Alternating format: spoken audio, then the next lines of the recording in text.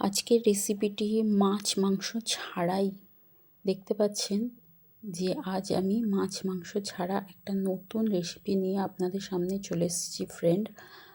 Thumbnail দেখে বুঝতেই পেরে গেছেন আজ আমি গাটি কচুর একটা রেসিপি নিয়ে আপনাদের সঙ্গে শেয়ার করব। তো আসসালামু আলাইকুম ফ্রেন্ডস, সবাইকে আমার চ্যানেলে স্বাগত। এই কচুর রেসিপিটি তৈরি করার জন্য আমি 500 গ্রাম গাটি কচু নিয়ে নিয়েছি। খোসা ছাড়িয়ে ভালো করে পানি দিয়ে ধুয়ে নিয়েছি। তো আমি এরপর একটা কড়ার মধ্যে 3 টেবিল চামচ সাদা তেল দিয়েছি। তার মধ্যে আমি তেলগুলোকে ভালো করে গরম করে নেব।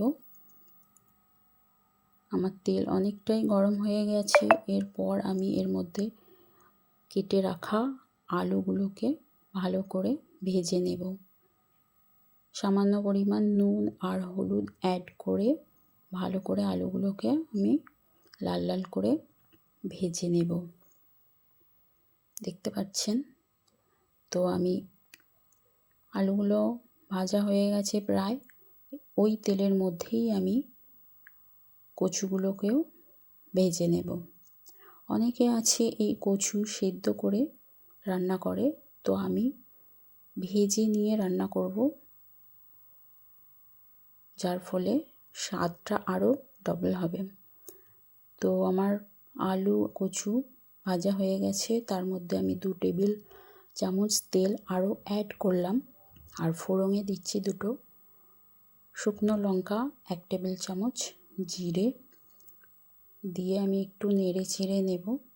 আর সামান্য পরিমাণ আমি পেঁয়াজের পেস্ট অ্যাড করলাম।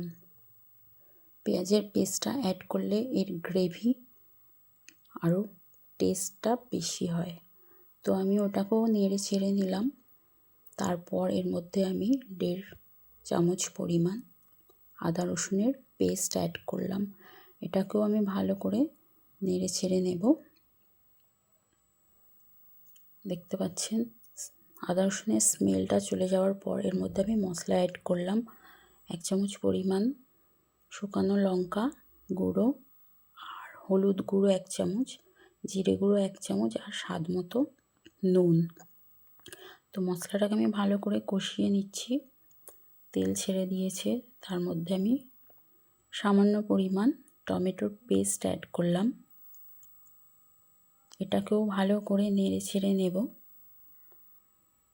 দেখতে পাচ্ছেন মশলাগুলোর স্মেল চলে গিয়ে তেল ছেড়ে দিয়েছে। এর মধ্যে আমি 2 টেবিল চামচ পরিমাণ দই অ্যাড করলাম।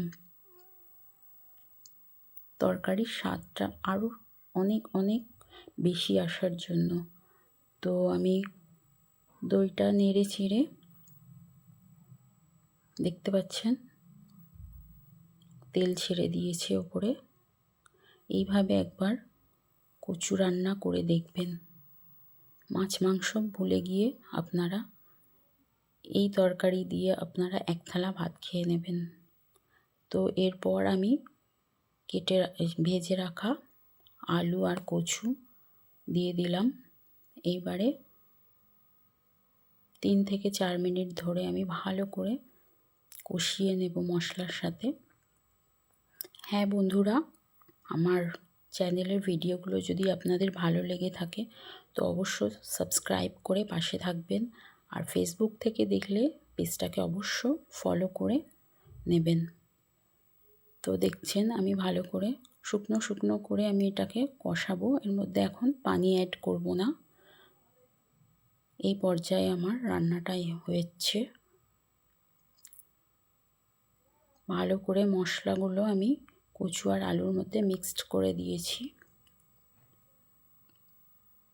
অনেক সিম্পল এক রেসিপি, কিন্তু খেতেও খুব দুর্দান্ত টেস্ট। তো একবার এই শীতে ট্রাই করে দেখবেন, খেতে খুব ভালো লাগবে। তো এর মধ্যে আমি সামান্য পরিমাণ এবার পানি অ্যাড করব। আলু আর কচুকে সেদ্ধ হতে দেব। ঢাকনা চাপা দিয়ে আমরা 3 থেকে 4 মিনিট কচু সেদ্ধ হওয়ার ওয়েট করব। তার মধ্যে 3 থেকে 4টে কাঁচা লঙ্কা অ্যাড করলাম।